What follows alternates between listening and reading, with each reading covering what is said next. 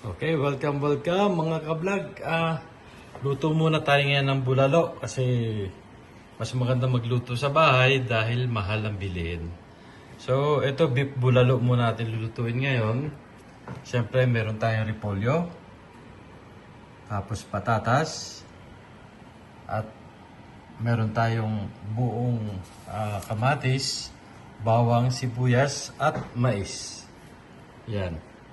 Ito ang bulalo ala Jerry. Version ko ito kaya walang basagan ng trip. Kailangan kasi maraming bawang para iwas cholesterol. Okay, simulan na natin. See you later.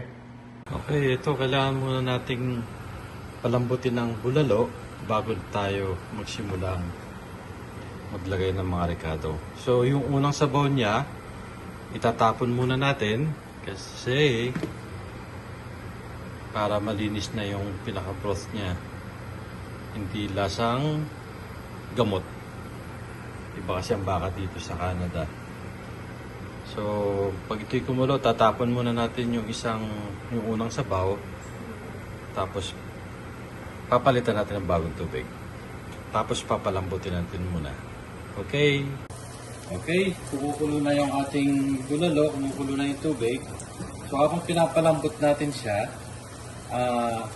ilalagay na natin yung mga buong kamatis, buong sibuyas, at saka bawang.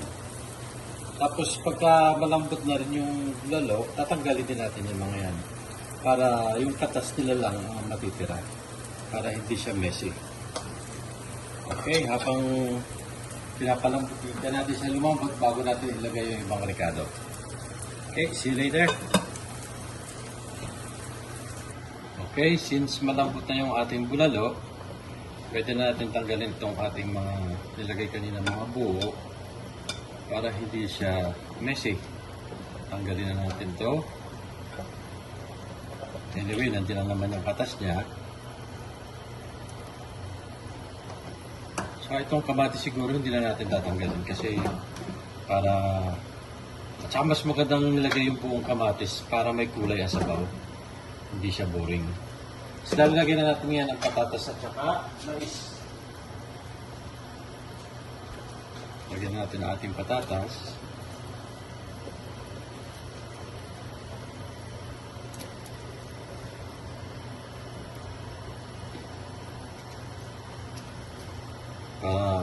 Matamis-tamis siya pagka lutong-luto. At syempre ang ating mais. Yan. At syempre, basta lulutuin natin ng lutong-lutong mabuti yung mais at saka patata. Okay, luto na ang ating bulalo. Malambot na lahat. So ilalagay na natin yung ating repolyo.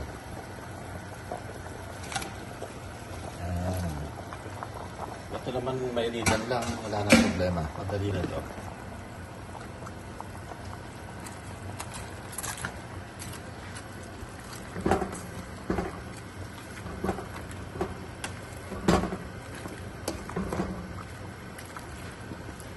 Luto na yung ating mais, luto na yung patatas, tapos malambot na yung bulalo.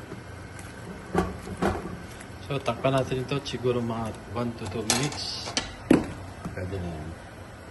Okay.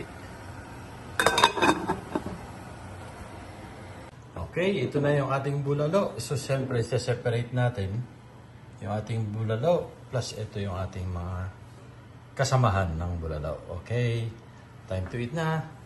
Thank you for watching.